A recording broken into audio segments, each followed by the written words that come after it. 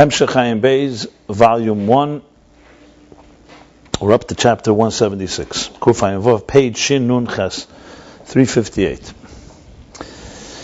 And we're middle of an analysis and discussion of Torah. This discussion has been going, just for the record,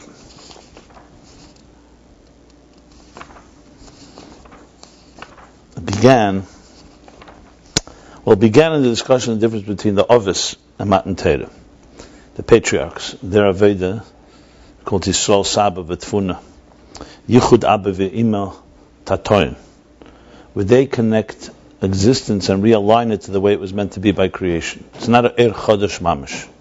It's not a new innovation. It's essentially reconnecting and repairing and expanding the boundaries as much as possible of the finite existence to relate to the divine. Which is what Avram did. He could as Beide, he recognized God and revealed godliness. Matan Torah was an Er Chodesh. It's a watershed moment. You don't just say it was like as great as Avram was, even though the Yichur of Matan Torah that Arizal says began by Avram through the Ovis, but Matan Torah Chol HaDeis was a major change. Even Halacha. That's when the Jews became halachically Jewish people. They had to go through conversion. And of course, Beruchnis, Bitla Gzeira, between Alienim and Tachtenim. So Matan Torah is a major Chiddush. You don't need Chiddush for that. That's a Gemara, Kaima Kol HaTorah Kula, everything they had. We're not talking about, personally they may have had greater, what they did with their effort without this power of Matan Torah was greater than most of us do with the power of Matan Torah. Exactly. Everything in its stage, everything in its stage. Matan Torah technically would not have happened had they not prepared the ground. But they are considered Jews, no? The plug. The plug in the camera. Go look in the camera. There's a plug in the back. Push it in all the way. Push the plug in. No, there's a wire plug. Push that in. Is it in? Mm-hmm. Is it plugged in there? Is it plugged into the outlet? Okay. Yes. Okay, so as I was saying, the whole discussion began the Ovis and Matan Torah. Any way you look at it, you have to. The Chassidus explains it properly, almost like Matan Torah is the Bar Mitzvah, like Tosfos says, and before Matan Torah is essentially the Chinuch. So what is a chinuch? What's a bar mitzvah without a chinuch? So the Rebbe speaks a lot about this. Chinuch, some say, is not a mitzvah, as a daraisa, but they say it's even bigger than a mitzvah because it's like according to the opinion, like a belief in God. Some say it's not a mitzvah because if there's no belief in God, there's not shaykh mitzvahs. You say the same thing with chinuch. If there's no chinuch, the whole thing doesn't. So if it's shenantan levanecha is a actual mitzvah or not, but the bottom line is that it lays the ground. But in the language of Ayin Beis, that was the Eir HaGvul, connecting as deep as possible as it could to the source, which is an Eir HaBli, but it's still that perspective. Matan Torah brings a new Hamshacha. So to understand that, this is already Yichud Abi Eloid. So understand that, he went into, after finishing with the Ovis, Kel Shaddai, it says, what's not the matter for them? Pasuk. The Eir HaOvis, Avram Bitzur Yankiv, B'Kel Shaddai, B'Shmiya Va'alein Nedaiti Lehem. The Chumash alone says, it's not an insult, this is what it says. Shmiya Va'alein Nedaiti Lehem, as he explains at length there. And then, so just to give you a little context, I always like to give context here and there. So after explaining the Ovis, he goes over to Torah. Torah really begins in chapter 159, where he talks about the Medida Atzmis. The Torah is structured, but it's a structure that comes from above. It's why God wants to structure things. It's not structure as in finite. It's a structure out of intensity, out of desire and design. So we look at Gvul as a limitation. The Gvul of Elokus is that God wants to so-called fit himself in bein shnei badei aron. So it's a different type of Gvul. That's what Kuf Nun Tes. To explain that, he started with Estes Srius Atzilus and Kuf Samach 160, then Kuf Samach 161. Then he began 162 is really the primary discussion of Torah. Stakel Baraisa, God looks into the Torah, creates the world, the blueprint. Explained that, he explained Ak, because the Torah of Ak is really the Chochmah of Torah, the wisdom of Torah is really not just wisdom of Atzilus, the wisdom of Ak, which he says in chapter 164, and then 165 he starts saying,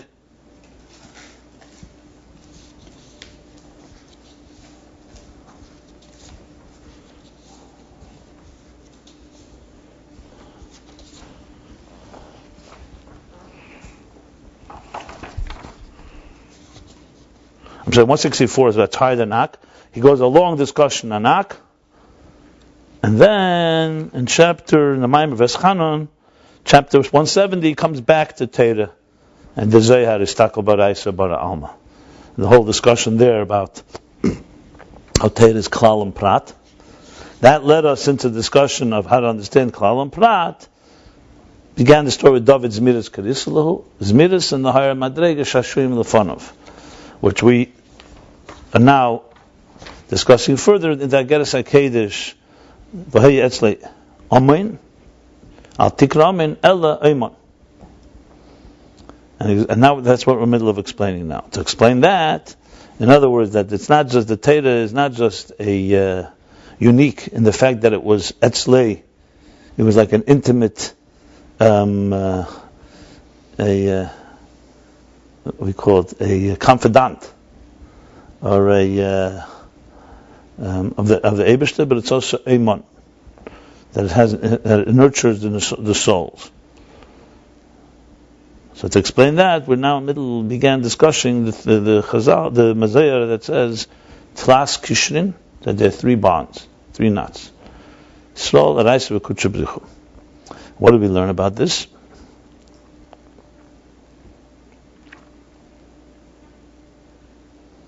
Well, I should say Torah is Atzmis. That's why Torah, because Atzmis, it's a keli for Lakus, for the divine, and that in turn allows it to nurture the neshamas. To explain this, he went now into Kishin. What's Kishin? So the emphasis on Kishin, a Kesher is not Dveikus. A Kesher is the bind of 2 separate entities, as opposed to Dveikus, which means Dveikus is like Eir and Moyer.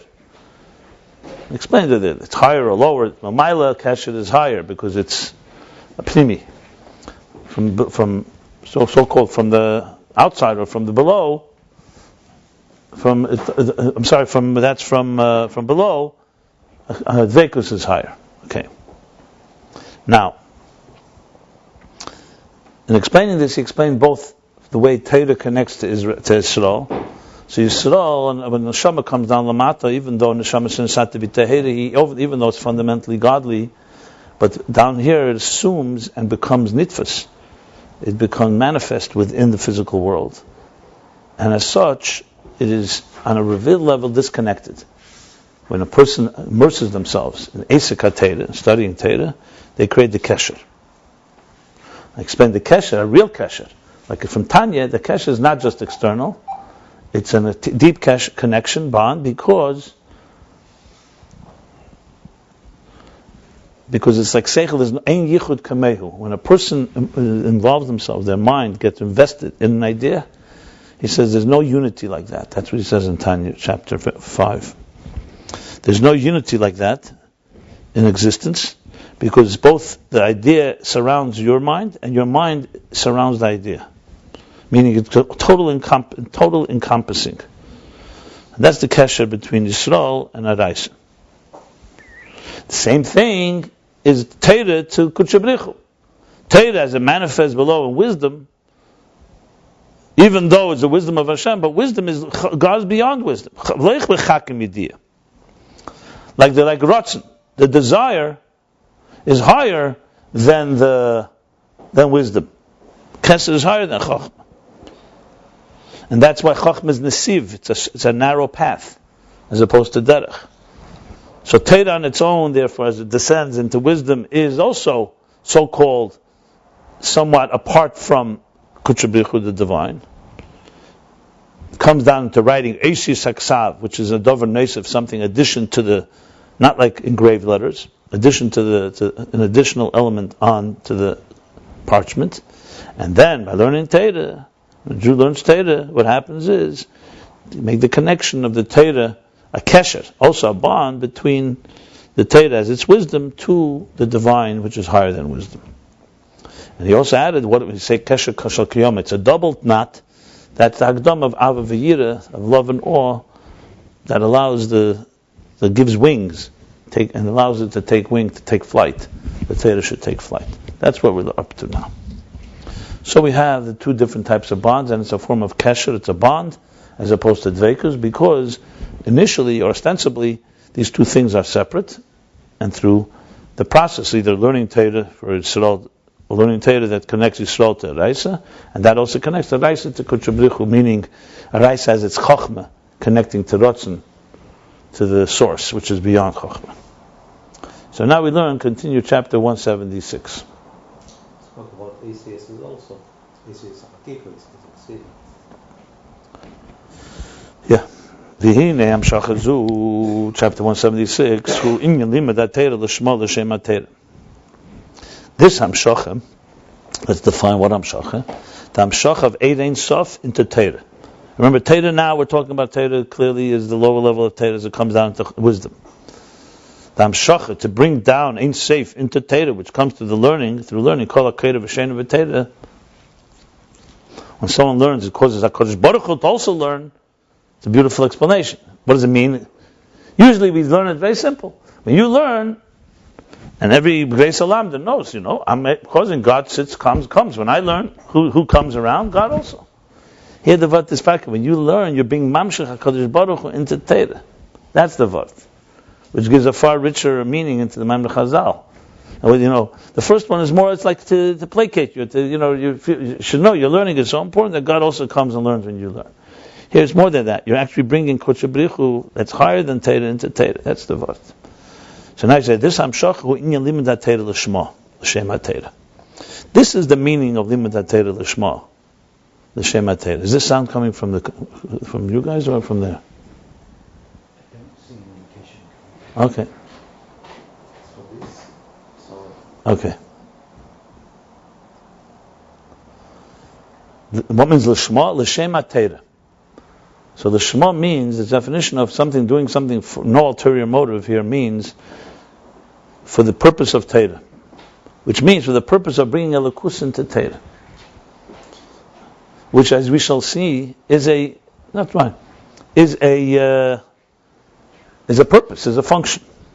The be'esek ha'Torah yesh be'zefanim.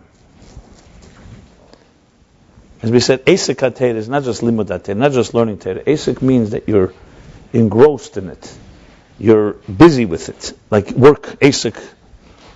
Like it's your work that Rebbe brings often that when it says Asik HaTorah, it means not like a hired gun that works from 9 to 5, but it's 24/7. When you own your business, you're always thinking, Terase umanase. Also, uman. It's your, so Asik also means, indicates an exertion. You're Asik, you're harving in it. Even though Yegiyah is really harving, but Asik is busy with it. So the Asik Torah is Bezefanim. There are two methods, two ways. Hine Omer Azal, because now Omer Azal say, Mi'ikara, initially, Ki Ovid Inashadaita Denavshe Ovid. When a person immerses in something, dedicates themselves, Ovid Inish, a person's working on something. I died to the nafsha of it. He does it for his own self-interest. I died to nafsha, right? How would you translate died to nafsha? Died to nafsha means for his own nefesh, for his own, for self-preservation, something like that, self-interest. Yeah, a died to the nafsha means when you say someone's doing a died to nafsha means everyone. A died to nafsha means it's for your own purpose.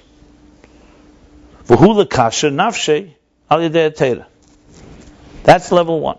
Now what does that mean? That for your own purpose, you're learning Torah in order to connect to something that is godly, to divine. So connect your nefesh through the Torah.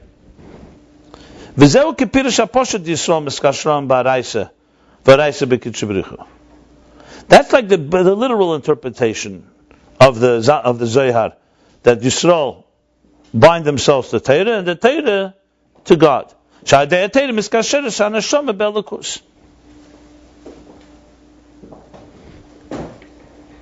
So on a very basic level, what does it mean? Not that you bring an Elokus into Torah. You're doing it a daita denafshi. You're for personal benefit. Not saying this as a negative, you're just saying it as a statement. That what? You're learning Torah because Torah is the vehicle to get God into your life. How else can you connect to God? So basically it goes like this. Yisrael, through a Raisa, binds itself to a Kutcha B'richu. So Yisrael, Miskashram B'Araisa, a Raisa B'Kutcha B'richu, that way, a Kutcha B'richu. That's a daita denafshi.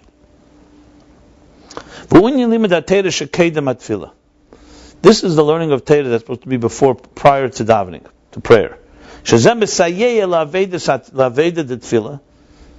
this helps and supports the service of davening. Remember, tefillah is aveda. Aveda shebelev zuri. Tefillah, Torah aveda mus chasadim. Aveda is karbonis, and tefillah became karbonis tiknum. So it's an aveda. This is aveda means the work that we do. Aveda. Zechdei sheyi is eres aviyira betefillah. What's it? Shezem misayel aveda tefillah. The zechdei sheyi is eres aviyira betefillah. Hazeh adagdomas atera. He's explaining this level of Torah that we're talking now that connects the neshama to the divine, the soul to God, is the Torah before tefillah that prepares us to tefillah. In order for there to be the awakening of love and awe during davening, that's through the preface, the introduction of studying Torah. And the study of Torah then,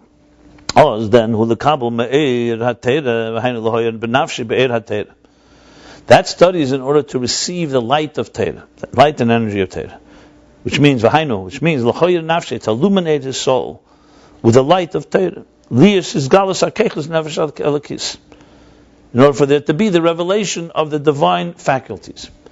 In other words, person's about to begin to davening, you want to be connected emotionally to God, but you have all kinds of challenges. So the limud Torah has light in it. You sit down to learn in order to illuminate and to so-called bring alive, ignite your divine. So it's like a training session. It's like before we're going to exercise, we're going to get into the mindset. So you learn Torah in order. You're not learning Torah for the Torah. You're learning the Torah to awaken, because Torah is divine wisdom. It awakens, it ignites your faculties. So then when you go into davening, you're not going for shlofnei or unprepared. You're going in with the full. You had your warm up, so to speak. Basically, what he's saying. Because what's the importance of this? Because the way the soul manifests in the body and the animal soul, why do you need this? Because it's not so simple. Because the way the soul manifests in the body, like we learned in the previous chapter, it's not in a detached way. It's not like the light of the sun that's makiv, that shines anywhere and does not affect it by the place that it shines. The sun, as I said, shines in a palace as it shines in a garbage pile. But the sun is not affected. The sun is removed, detached from it all. The neshama is not like that. The neshama manifests where it is. It's inside of us. Like he said, it's nitfis. She says now he goes even further. Not just it's nitfis, not just it's in it, but it gets concealed. The faculties of the divine soul become misalmim ba'kechz nefesh habamis. They become, the word is not just concealed, misalmim. Hidden within. It was like taking, let's say, a spark of very powerful light and putting it into a certain place. So then it's like almost taken hostage. It's almost concealed, like a chaticha nas navel in a way. Not exactly, yeah. But it's there. Yeah. But misalmim. It's important that it's misalmim. The ena dema l'teira mitzvahs. Because here comes the big question, which was obvious, and I think we touched upon, but I want to just say it again. And I see now how the pasuk is reigns so supreme. See, because the question that I just want to step back. God created the whole of existence. Everything in this world has divine power. So what's this thing with Torah? But not everything says ve'eya etzli amen. Shashim lefanov. In other words, everything created by God, but not everything was nurtured by God. Not everything has a revealed divine personality, was educated and carries the divine nature, so to speak. Torah has that. So now he's saying the same thing. So one second, the shamas are also coming from the divine. So what is Torah doing for it that it doesn't have on its own? So he says now, here's what he says. Ein edem l'Torah mitzvahs. It's not similar to Torah mitzvahs. The Eivna Yerida Shalehem Ubchinis is Galus Alakus. Torah mitzvahs also comes down, as we learned, also gets diminished and comes down. But even as it comes down to the lowest levels, it remains Torah mitzvahs. You never find the Torah mitzvahs itself is becoming concealed in something else. It can become concealed in Taina Shel Sheker, Nigla, in arguments. It can become concealed in many different ways. But it's still what's called Torah mitzvahs.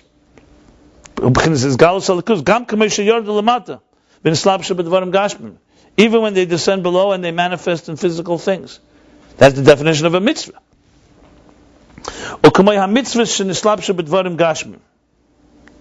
Like the mitzvahs that manifest in physical things. And then he says, he adds in the parentheses, the supernal desire in them is without any concealment. Like he says in Tanya. I think that Tanya, Perek, hey, same place. Hey, Dalet, or hey, or even later. He says that when it's like grabbing the king. So you have the king, even if he has levushim, it's not, you still have him. So mitzvahs is like that. I think that's what he's referring to. So some mitzvahs, even when they come to Dvarim Gashmim, they still retain, that's what's called a mitzvah. The same thing with Torah as it descends below, and manifests in physical things. The Torah relates to the issues down below, whether it's about damages or litigation and stuff like that.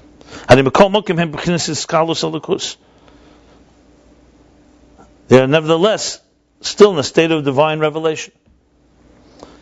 The same thing was by Matan Torah. The divine revelation. Because the din, not the machlif, the din, the divine revelation. The din is telling you what to do. In other words, when a shama comes down Lamata without Torah, it can get lost. It doesn't have direction. Torah comes down Lamata, but it retains its property of being it's direct, telling you what to do. Even as it manifests in that. That's the key. That there's it's a force of, it's a force, it's like we say, Torah Eid.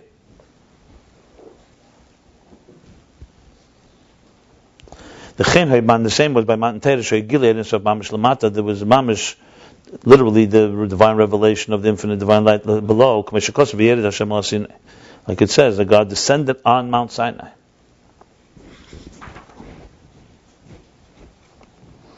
And what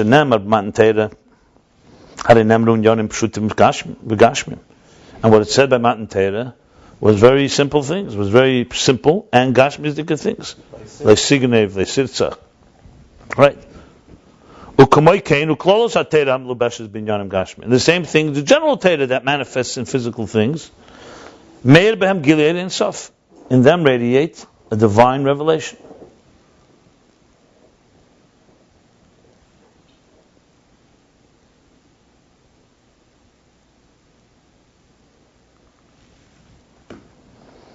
So we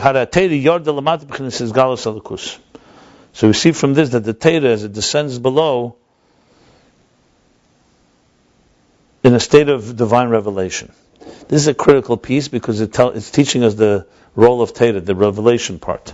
Mashenken and Neshama is a contrast. However, the Neshama is Eifn Yiridosim Lamata, the way they descend below,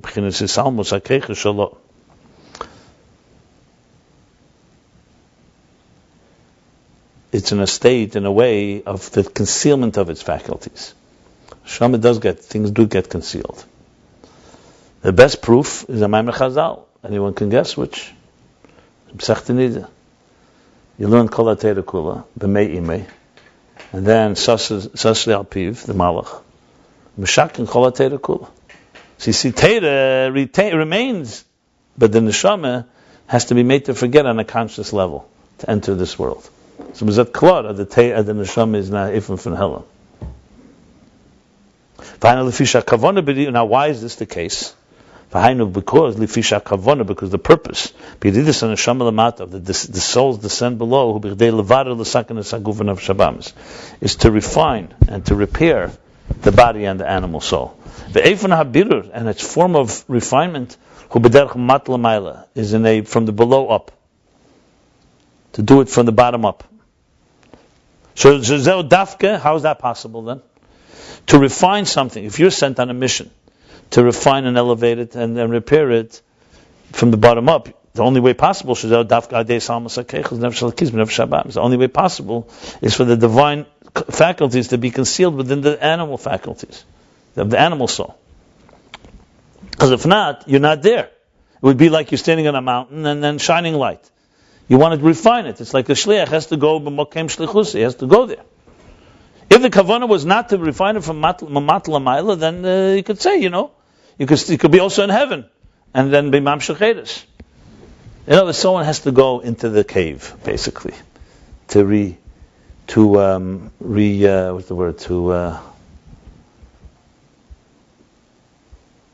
go into the cave to discover and to I want to say a certain word, not return. What's the word in English? Go down in order to get much higher.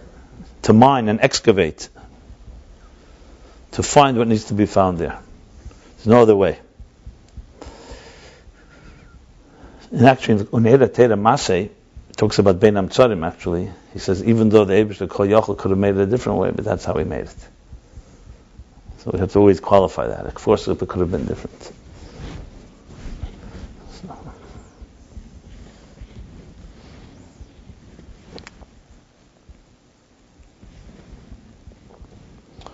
Ukidu HaMoshel, as it's known, the example for this, Meklei Hagba, Hanikra Liver, from instrument, what's it called? What's those? Today we have the things. What are they called? Plows. A crane. The crane we have today, a crane, but this is really what they use to put under something. You want to lift something? A lever. What is it called? Everybody's busy. Okay. It's like a bent piece of metal. When you want to lift a stone out of, let's say, the ground, you put it underneath and you lift it up. What is that called? You know what I mean? Absolutely. So he calls it a lever in Yiddish. No, that's not the bent. Liver is like you put under the car that you just. Right. It's the same. They're all levers. What is that called? Levers, all mechanical. In English? What is that thing you put under the car? What is that called? Jack. A lift, a jack. Yeah. But there's also a jack. You have another thing. With the jack comes sometimes a piece of metal that's like this, with a round thing. Oh. It's also people put it under the car. The same purpose. What is that called? I can even picture it in my mind. Okay. I just used it 2 days ago. I had a dog. How would you translate, Clay? Stuck it in. How would you translate in English? Oh, you should know. Clay, no one knows the name of it in English? Retrieve, by the way, is the word I wanted to say. We have to go into the cave to retrieve that which is buried there. I have no other way to retrieve it. But Klei Hagba in Hebrew, in English, what's it called? No? It's making me crazy. Can you look it up? You're all very good, I see, at the phones. Let's use it for something purposeful. Anyway, Hanikra Liver, like a lever. A lever that is like a jack. You have to place it under the weight, specifically. For Oz Magbiyas Hamasa, and then you can pick it up. If you don't go under it, you can't pick it up. How are you going to pick it up? You can't just take it like this. That's why you have to put it underneath. So that's the mashal why we have to be in the keiches, have to be concealed. Same thing, in order to affect the birur, the refinement of the animal soul, by crowbar. Yeah, a crowbar. A crowbar. Yeah. Same thing, in order to affect. It's a very good mashal for when next time you feel like you're really trapped in your nefesh habamis. Think of yourself as a crowbar. You're there because in order to go. Word lever. Yeah.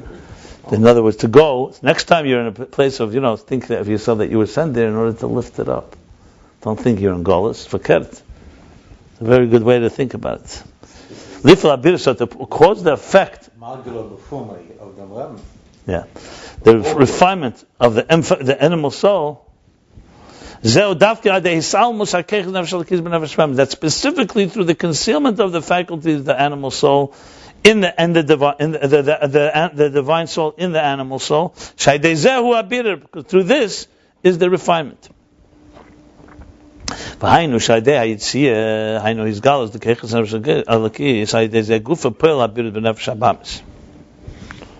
And now he's explaining even further, which means that through the Yitzhiyah, when you actually lift it up, Yitzhiyah means leaving.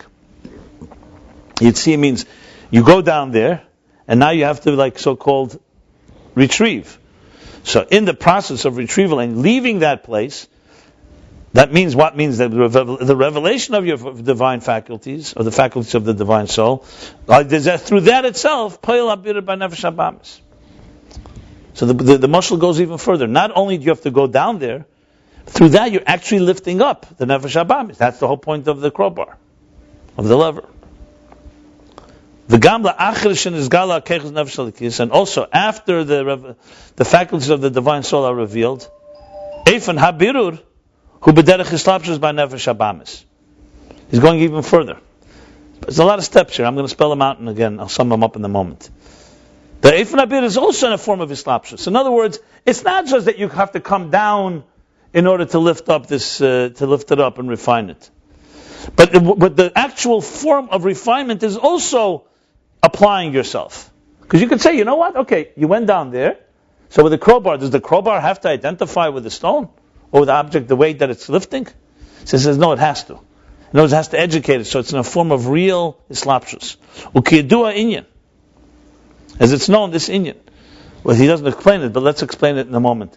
For example, when you're educating a child, you're educating a student, not only do you have to go down to the level of the student and understand the student from his or her perspective, right? The way you teach the child is chanech lanat al pi darkei. According to that, we have to apply yourself to understand the psychology and the state of mind and the personality of this particular student, which is different than someone else. So it's not just you're going down there because the kavanah is to lift up the lowest and to refine existence. The way you lift it is also with application. So in other words, in every possible way, the neshama is completely immersed in existence. It's completely engaged this world. It does not remain removed. Torah mitzvahs is somewhat apart. It also descends. But it remains, doesn't become, it's not defined by existence. And neshama is defined by existence because it has to be involved in it. It's very, you say this the kashtikl here. It's like a real analysis of why life is the way it is. So in a way, the neshama is reaching the goal. And also, and this is the way it does it. It has to engage with existence and therefore be affected by it. And even the refinement is also levushim. It's just kidua inyan, because that's the whole inyan of being malabish. The mevarer has to be mislabish b'levushim hamizbarer. Even halachically, the Alter Rebbe has a whole maimer in Tereir Mishpatim about how we learn the languages. When we learn Tereir, the Reiv Tereir Shabbat Peh is in Aramish, not in Hebrew. So he speaks about the Bir HaLashenis, the Angolas, as we travel through the countries and we talk the different languages that we learned, as well as the garments and as well as all the customs of the land. That's a way of refining the Golas Amim, refining the world, because we actually manifest ourselves. Like right now, we're speaking English. We have to go into the term on the terms of existence and elevate it from within. It's true did it b'tachtenim. If somebody is not learning Chassidus, does not understand it. I know a very not Lubavitcher Chassid that he could not understand. How could you learn Gemara in different languages? I just didn't talk to him. Okay. Der Gershonber hat gesagt, Gershonber Paharer, mein Nefesh Habamis versteht besser Yiddish. He said, Hayem Echad Leimer. Because the point is that you have to understand in your terms, which is a point I always make, that if you cannot explain Chassidus into English without using Hebrew words, you don't get it. And besides the fact you're not fulfilling the kavanah. It has to be understood on the terms of every person. What I'm going to talk about today by the Shulchan, I always say the same thing. I always ask the same question. You have to answer one basic, in business school they teach you have to answer a pitch, in an elevator pitch. You have 30 seconds, 15 seconds, someone asks you a question. How would the world be different if the Rebbe was never born? So most people answer, oh, you mean, it changed my life because of the Rebbe, I'm this. But this is you. How would the world be different? Einstein, people will tell you in a second. Without Einstein, there'd be no theory of relativity, there'd be no science that we know today. Same thing with a lot of thinkers. And even musicians and so on. And sadly, most Chabadniks can't answer this question. Not in 15 seconds and not in 15 hours. Do us a favor and answer it. And you answer it. Do us a favor and you answer it. I work on it, but I'd like to hear how you do it. Yeah. So again, B'may Lamata, you want to hear how I do it? I can give you guidance how you should end up doing it. But this is the same thing as that. Tanya, Alter Rebbe, Chassidus, Teire, Mitzvah, Yiddishkeit. And if you can't answer in the terms of the recipient, then you're talking to yourself. And you want the person to impress by you. You're not, there's no education, there's no... So how would you answer? You think I put myself on the spot? I think trust me, I have an answer. I've spoken to... No, you say you always ask this question, so you probably know the answer. There's many answers. I don't think there's necessarily one answer. You must have a personal one. That's I gave you. No, but I don't like to answer my personal one because that's not the answer. The answer is to the world. What was the contribution? I usually, with the Rebbe, I speak about 5 things that the Rebbe contributed that had major contributions, and frankly, have not been widespread. And I'm the first to acknowledge that. I can't say 7 billion people were affected. Einstein affected billions of people. The Rebbe I can't say, but Goli affected billions of people. That's our job. The Rebbe was a master teacher like Moshe Rabbeinu. We have to do something about it. So I talk about 5 key things that the Rebbe contributed to our generation particularly. You want to know what they are? Mission, self-initiative, persistence, unity, and destination. Okay, I've talked about it many times. But you have to personalize it. Why is it that if you heard it already, you don't have an answer? It bothers me. Because I know you're committed and dedicated. Why is it you don't have an answer? Why is it because you think you need to be brilliant for an answer? No, you don't. You need to think about it and care. I have a better answer. If you ask me, I have a better answer. Don't knock yourself. No, don't. I don't want to hear Lashon Hara on you. Maybe he has a better answer. No, he's going to say a better answer. Why he doesn't have an answer? I know what he's going to say. No, Oh. no idea. Oh, so you want to say? Go ahead. I'll tell you. If you want to answer, if you want to hear, I'll tell you privately. Why not? Go ahead. Privately? Come on. I'm here. Pashut Gashmias, I'm here because Because what? But that's you personally. That doesn't help anybody else. But that's his answer. you ask me. No, but that's not an answer. Why not? Because the answer is that you were taught, but you were trained to explain it to somebody else on their terms. So in other words, if I was your child, I would say, it's good for you. I don't have to do with me. That would be my response. I'm talking about now. I'm not talking about, and I qualified that you can't answer for yourself. It's answer for yourself is actually selfish in a way, because you're saying it's about me. You want me to. Why should I? What do I care that he helped you? So he helped you. So it'd be like some guy, some obscure guy that helped you. Go ahead, fine. So I'm very happy for you. I'm not even saying it's bad. Second level of answer is that The point I remember we're learning here in a Maimer. He says the whole point is to bring it down in language and in terms of the mizbarer. I'm not talking. That's why I qualified, not what's for you. okay. The second level answer is that it turned everything from meaninglessness to something that's meaningful, For you, and that's for everybody. really? Okay. Well, you'd have to explain that to somebody No, properly. that's like you have to say it 15 seconds. Why would you say in 15 seconds? Fine. But then you'd have to. Someone say, "I want to hear more." Then take another minute. Yeah. 2 minutes. How does it affect somebody in Singapore? Right. And more importantly, how can you could say that about millions of people? Any mentor, there are professors, people will swear by teachers that made their lives meaningful. It's okay. No, Any good mentor did that for somebody. a lot of work.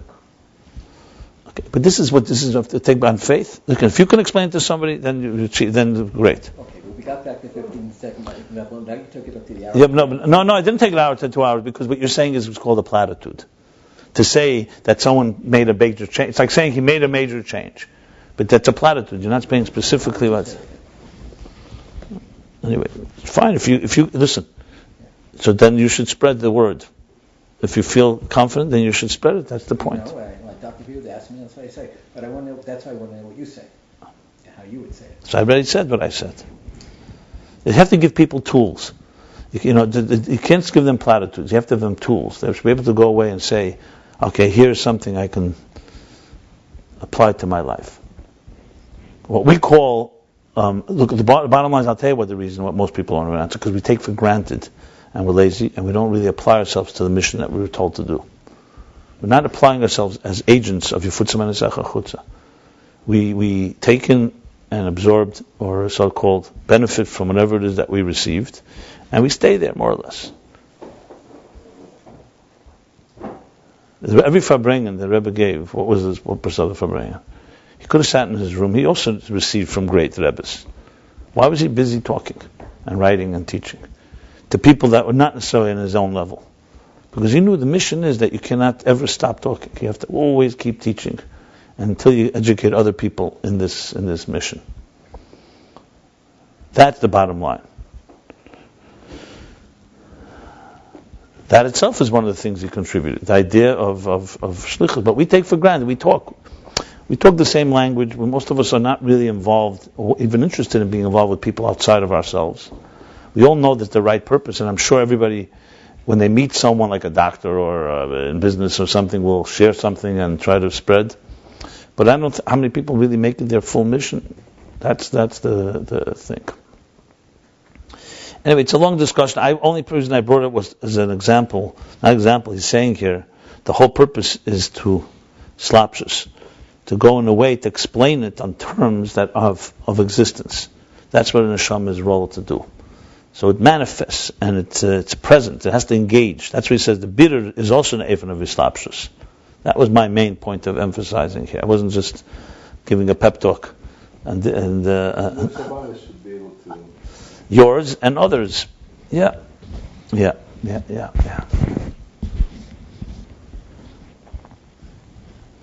it's constant work. It's constantly educating yourself on terms of the selfish animal soul. Why is this relevant? Why is this important? So you would be able to sum it in one sentence, what the Rebbe is doing. He wants to refine the whole entire world. Correct. And this is all of Chassidus. That's the whole purpose, yeah. But the Rebbe put it down more. He did refine the world. Yeah, but that's his goal. That wasn't the question. Listen, the point is to make the question. I made my point. We can move on. No? The question was, what did he accomplish? My question was, I didn't make a question. I'm explaining Ayin Beis here. My goal is to teach Ayin Beis here. Okay. So it's known the Inyan. I explained the Kiyudua Inyan now. I wanted to explain what means Kiyudua Inyan. And this is through the concealment that was in the beginning. Initially, the that means that the way the nefesh, the divine soul manifests. It's in a form of concealment. And that's why the work afterwards is also in the form of islapshus. So he's adding another point now. Because it's concealed, that's why it's in the form of islapshus. So he said several things here. Let me just sum up so far what we've learned here. Torah and mitzvahs, even as it comes down below, retains its divine personality. A neshama, as it comes down below, it retains it, but it fundamentally conceals. It's concealed. You don't see the divine personality in it. Because the purpose of it is to come down into the cave, into the below, into the depths, and to serve as a lever, as a crowbar, which requires you going beneath it, and in it, immersing in it, and elevating it. It's the only way you can do it. And therefore, in order to impact the animal soul and the body and the physical world, the soul has to be concealed within it. So technically, you have to go into the cave, you have to go under the stone. This is an involvement. You go under the stone, you go under the object you're going to lift. There's a concealment. And as you lift it and reveal yourself and reveal your power, That's the process itself that refines the animal soul. And also, while you're doing it in a way that engages and is in a form of islapshus, manifests itself in the animal soul as you elevate it. And also works the other way around. You have to be concealed in order to elevate it. But also, because of the concealment, that's why it causes you to have to be involved in the process. If the nefesh l'kis was not concealed, it wouldn't be a form of islapshus. It wouldn't be engaging. It would be like, in other words, if the teacher does not some way get diminished in the process of teaching the student, then it's not a form of islapshus. Why do you have to involve yourself in every detail of the student? Because you yourself are invested in it, because you are now, your stakes are that you're also there, like it says in Halacha. Talmid Shagola Maglin Dabe Imei. So why? Because the teacher is completely dedicated to the student, and the student goes into Golos, the teacher has to go with him. And that means that the teacher will be invested in a personal way to free the student, because then that's how he gets freed. That's what he's saying now. And that's at the beginning of one second.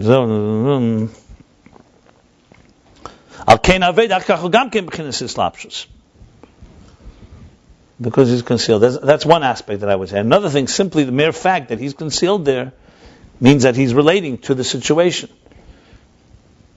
So besides that, it's important for him to free himself. That's a second, I think that's an additional point. The basic point is that because of the concealment, that's why you are engaged, because you're there.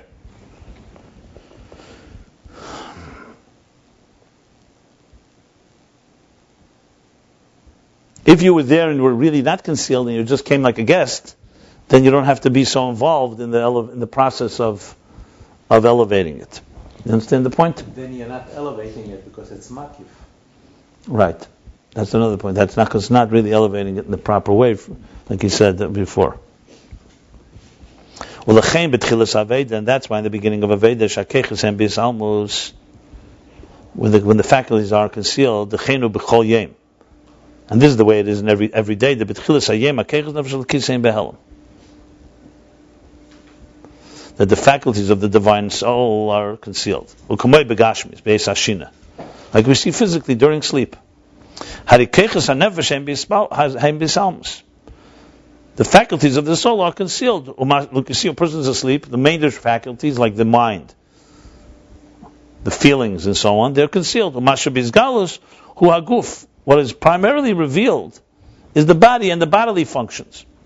The Beishu Er, because when he's awake, the revelation of his faculties are more powerful than the body itself. The contrary, he adds, during waking hours, you actually see the body's subjugation to the spirit, to the soul. Because what's alive? What's the difference between being asleep and awake? Asleep, you don't see the faculties of the body, of the soul, really alive. It's almost, you can't say death, but it's a very low state of consciousness. Right. 1/60th of Misa. When you're awake, what do you see? A person's movements. You see the life force in a revealed way, and the body then is subjugated. Mashenkin beis hashina. In contrast, during sleep, hagufu beis galus. The body is being revealed. What do you mean by the body? You see primarily the body, you don't see those faculties functioning. And the faculties are concealed. And the same thing is both every day, meaning every morning as we start the day, and also in general, beginning of Aveda. When you begin, the outset of a person's work, the faculties of the divine soul are concealed. Okay. Let's stop here. So basically what he said, just explained the whole point that he began to explain. This is all coming to explain the purpose of Torah in the first state, Adaita Denafshe. Remember the beginning, first state, didn't yet go to the second Eifen. The first Eifen is what? The That in the beginning, meaning in the beginning of the day, in the beginning of a day, the first thing a person does it adaita the nafshe, for his nefesh. What's the point? Because the nefesh is concealed. So through Torah, that's what he's saying. Through Torah, he connects the neshama to Elokus. And he said that's the limit of Torah, that's in the morning before you daven. That's the summation of what we just learned. That's what he's saying. And the revelation of these divine faculties, the faculties of the divine soul, is through Torah. As it's known, it's known that Torah is called Eiz, strength, v'teshia, and teshia means like the weakener. It has the power to, the overpower. Shemeteshes keich hanev shabam, is that it weakens the power of the animal soul. How do you touch teshia? Eiz v'teshia. Also, it's like strength. It's also wisdom. Yeah, but Eiz makes weaker the physical aspect. But here he means Eiz and teshia. Eiz means power, and teshia means like power to weaken the enemy. Mateshes. Mateshes. But teshia is also. But yeah. Connected. Connected. Seichel That's one of the things. Yeah, but Amol Poshet Keich macht schwach in Yenemech. Why is Eiz not make him weaker? Because Eiz is probably your own power more. Your own power, and Teshia is more the power. Yeah. You're saying like ingenuity, basically. The ingenuity to overcome an enemy. But here it looks like two strengths. Here we go. He says it actually. The Eiz is for the nefesh alikis, the power for the. So it gives strength and power for the divine soul, and weakens the power of the animal soul. And that's why in the beginning of a certain service, b'chol yom, every day, has to be the esek hatera, the exertion and immersion in Torah, shemateshes es hanefesh habamis, that weakens the animal soul, umesira, and removes ha'alamas v'astedim, the concealments and the coverings, v'gam nesenes keich b'nefesh halakis, and also gives power to the animal, to the divine soul, lias is galus kechesav, that it should have the revelation of its faculties, ba'asoge, in comprehension, v'hizbananus, in contemplation, or Beisedus Havayir, and the awakening of love and awe. Okay. So this was a real Vedic explanation of Pashat, how we begin the day. The soul is concealed because that's the purpose. But it doesn't come all alone. It's given a Torah to help awaken and ignite it. So after sleep, where the soul is like the Gashmis asleep, and the body is dominant, then once you're awake, so the Torah becomes the igniter.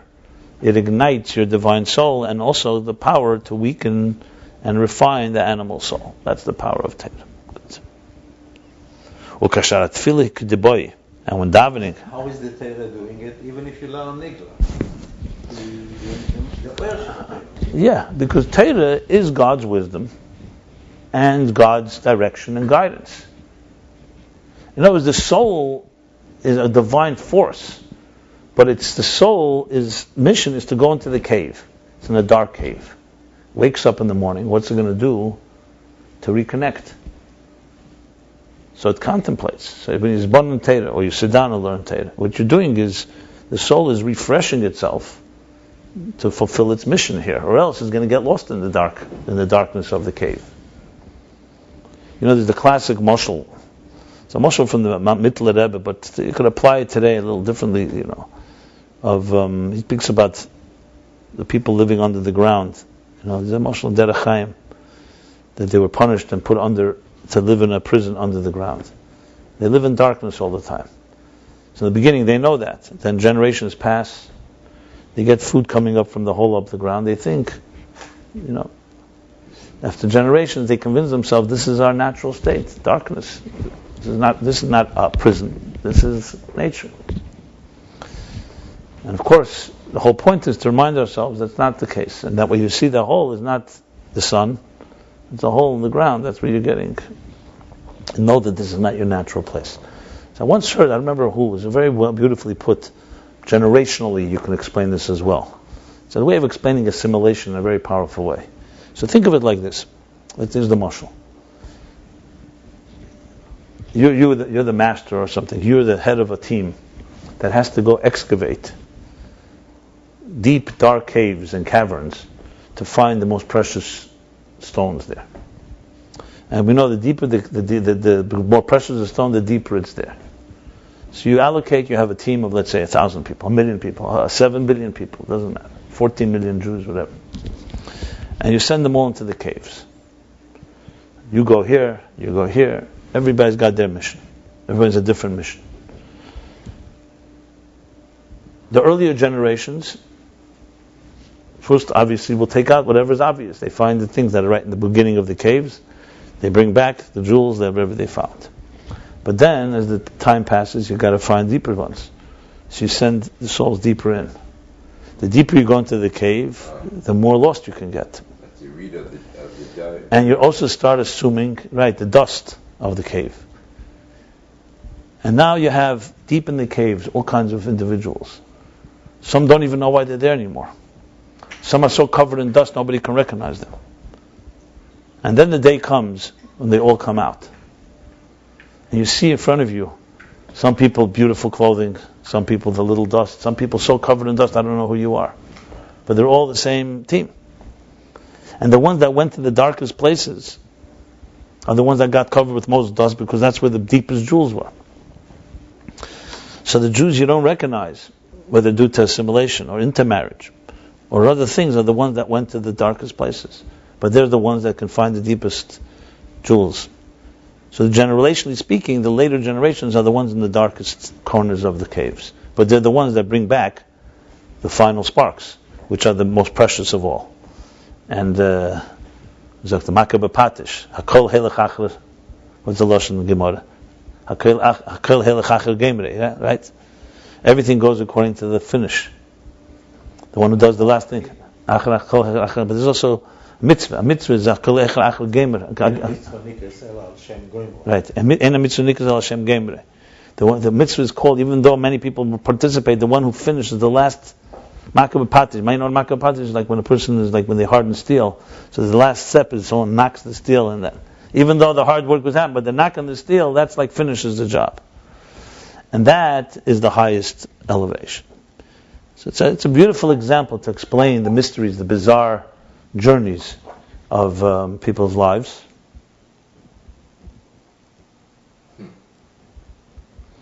And I just want to throw it into the whole picture here.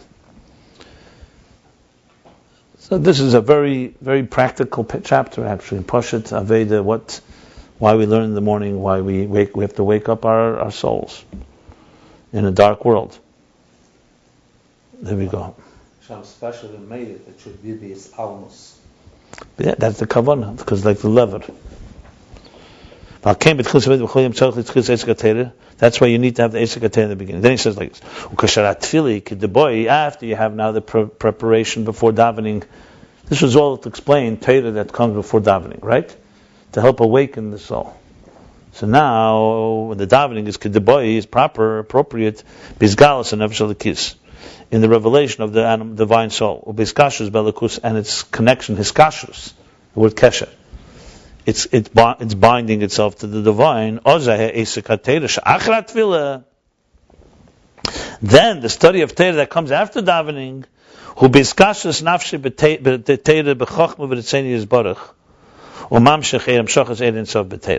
so now he's coming to level 2. So till now we're talking about Adaita Denafshe, what it does for you. A soul is concealed, and the Torah awakens it. Now you're ready to go daven properly. This Torah was akdama in order to go daven properly. Now the davening, what did davening do? Awaken your avaviyira properly. Then when you sit down to Torah, now you're learning Torah in a different way. It's not a Torah to ignite your soul and connect it to God. Now is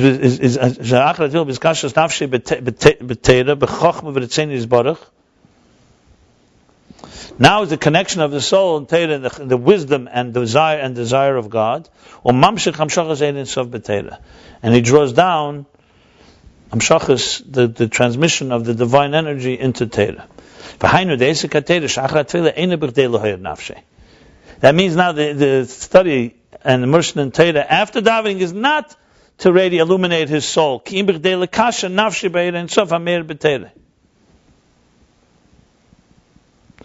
order to bind his nefesh into the Ein Sof that radiates in Torah. Interesting, the kasha nafshi be'ein sof. What does that mean? What does that mean? No, I understand it's not lo hayir, because you were in a state of sleep and concealed. The daven better to reveal. Now that's been revealed. Now the nefesh is going into the Ein Sof. Let me just see something.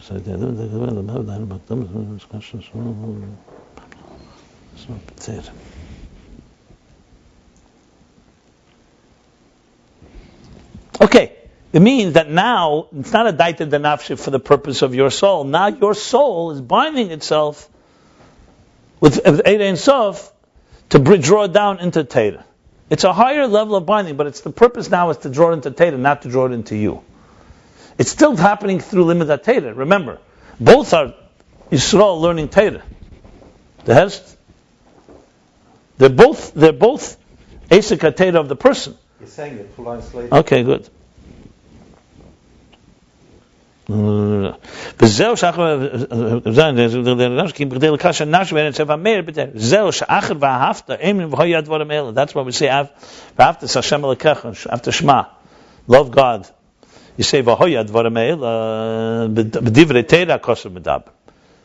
That after v'ahavta comes v'hoyad v'oram eila, the next parsha is that the pasuk is talking about Torah. Shemam sheched in sof b'Torah umeir ha'ir b'nafshei.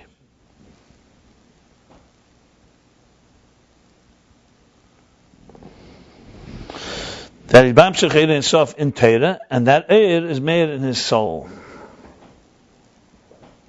In other words, it's also affecting him. However, the purpose here is now the higher level. But we'll explain in a minute. Let's go further. Which means through the preparation, through the preface, through the Gedama of Ava that comes after Hashem Elokecha b'chol v'ovcha b'chol nafsh b'chol meidecha. Ava the b'chol meidecha, which means with all your might. Mamshich hamshochas Ein Sof.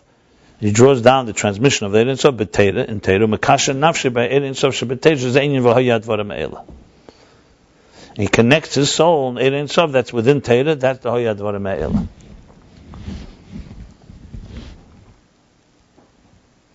So let's just use a physical example, okay?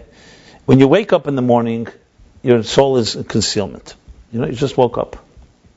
Everything's concealed in the animal soul. You learn Torah then just to simply ignite your desire, ignite yourself, just to wake up, so to speak, spiritually. Right? As he just explained at length. And this prepares you what he said for davening. Okay? So this is a daita denafshi. That's for your own simply wake. Now you're ready, fully awake. Now what? It's all over? No. Now you're going to draw down even deeper energy. Into Torah. Right. The Ein Sof into Torah. And that also comes into your nefesh. That also is going to empower you. But now you're not just empowered from sleep to awake. Now you're going from awake to higher levels of divine consciousness. That's essentially what he's saying. He's asking now what is this hadshus? Okay, fine. Now the reason I wanted to one second, I just want to say, let's just go back for a moment. Remember, all this is coming to explain the 2 levels in Torah.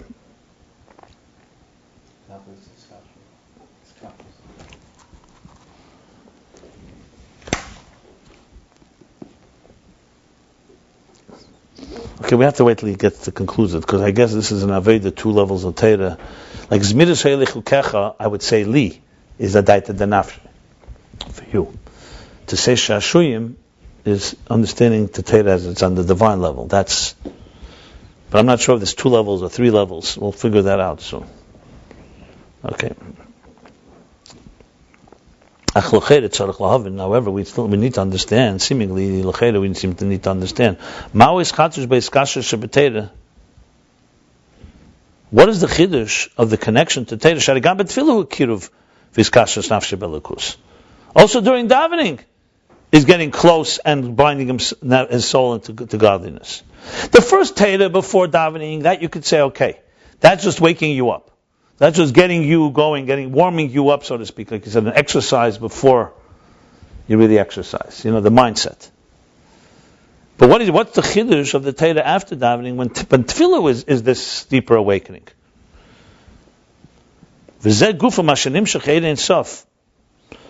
B'Torah zeu sheme'erim mamshichim al yedei tefillah. The question continues.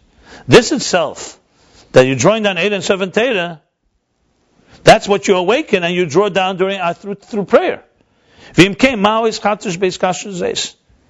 that's the case, what's the chiddush of this new connection of the Torah afterwards? He is mekusha already. That's what davening is about. And on the contrary, davening is what brings him to the Torah afterwards. He basically wants to understand the difference between tefillah and Torah. Again, we're not talking about the Torah Ked. Torah Ked, then we understand, because there it's a state from sleep to awake. The soul that was concealed is now revealed. Now we're talking about what is the next higher levels and so on. We can answer this in 2 ways. This is definitely a chiddush of the Rebbe Rashab, this whole piece. You could tell from the Aveda. I would love to see the sources. First answer. Tefillah, even though that it becomes close, in a state of closeness to the divine, nevertheless, that energy does not radiate in a literally revealed way. That only happens through Torah. Because it says the Torah is Torah Eir. On Torah you say Eir, light. It's in a state of internalization, internalized energy. And more specifically, he's continuing with this first answer. And more specifically, tefillah is in a state of rotze. It's a state of yearning, a state of reaching upward. Like we say, sulam mutzavarza, like a ladder that's climbing upward. Mamata lamal. Alkein hagam shenasa kiriv nashe lalakus betefillah. So even though through it becomes a state of closeness to the divine, because you're reaching upward and you're yearning toward it, hunger, pining to the divine, it's not in a state of reveal. Let's say that's yashvus, because it's rotze, it's not shuv. It's the yearning. Tefillah is meant to be a state where a person, like the Nigunim we sing, it's gaguyim, a yearning to the divine. It's on the contrary, it's a restlessness that I'm not satisfied with my place here in this concealed world, and I want to reach up to a divine place. I'm yearning to something greater. So it's not settled and internalized in a pnimi. V'ashuvu b'teira, and the shuv is in teira. The learning of teira afterwards draws it back down into your intelligence and into your personality.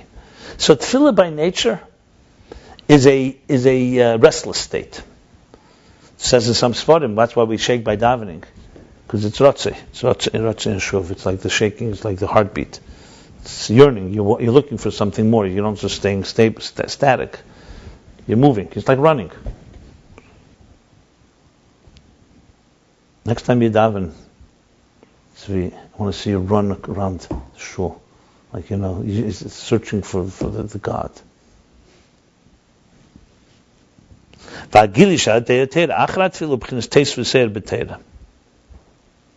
And the revelation through Torah that comes after davening is bechinas teis v'seir b'Torah. It's an abundance, an increasing light and energy in Torah. What is this adding? He already answered the question. Because you also have it before davening, I guess.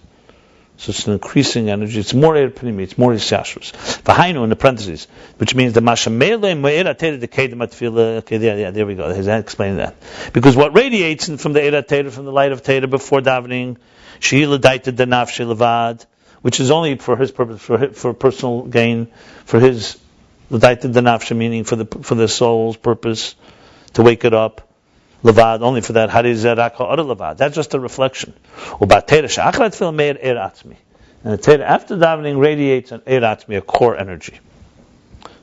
Okay, clear? So basically, the first answer is. Well, let's go one more line for the first answer. And that itself, that it should come into a level of Torah after davening, That's me. Just for a second. Hello? Yeah. You guys ready to go? I'm in my house. Where are you?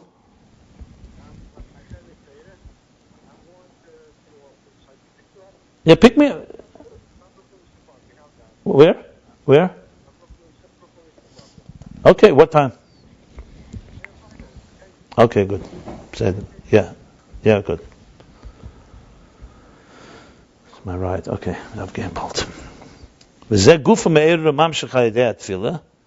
That itself, that the Torah does this, that itself is awakened and drawn down through tefillah. But in davening, it's not yet revealed. And the revelation is in Torah. So that's answer number one. Now what? That tefillah, it makes sense. Tefillah is a yearning.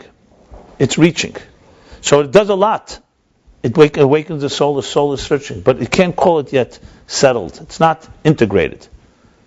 It would be like a student going to a teacher to get everything. But then he has to go back home and review it again and settle in. So the teacher, so to speak, in this case the davening reaching upward is what awakens. But the integration happens in Torah. That's the chiddush of Torah after. And the chiddush of Torah. Torah before davening is only a reflection because it's only simply to wake you up, to get you going. It's like an exercise that warms you up before your exercise. Davening is the exercise, and then tefillah is when you come home after exercise and you take a shower. When you integrate it more and you settle in. That's a good example, actually. Davening is like running. The learning before davening is the warm-ups before you're running, the stretching. Yeah, really. It's a good example, I think. And then coming back and like benefiting from the exercise, and once you settle in and refreshed, then you're getting into Torah, and Torah internalizes, and it's a good example, actually. If you daven in again the right foot. You can make a video, an exercise video like this. Teach like a trainer. It's beautiful. It's actually an excellent way of understanding it. Warm up, exercise. What do they call it afterwards? Cooling off. Afterwards, no, it's cooling off. I like it. The Eifon HaBeis, or should we stop here? Let me see how long does the Eifon HaBeis go. I think we should stop here because I have to stop preparing to go. Okay, so we did the first half of chapter 176, pages 358 and 359. Let me just sum it up quickly, just in my own thing. So we're saying this is Amshach to Torah L'Shma, L'Shem HaTorah, which is the higher level. To understand this, he said there's two Eifanim in learning Torah. One, the beginning, Adaita de Nafshe, which is how we begin, the simple Pirush, to bring Elokus into our souls and wake us up. That's the davening, learning before davening. Then comes the davening. That's necessary because the animal soul, the divine soul's faculties are concealed within the animal soul. And then comes the second level, which is after davening, comes the learning afterwards, which is now you're learning to bring Elokus into Torah. And that in turn brings Elokus into you. And this is a chiddush because this is davening is in the form of ratzeh in the first explanation, and tefillah and Torah is shuv, internalizing it. Okay, we'll stop here.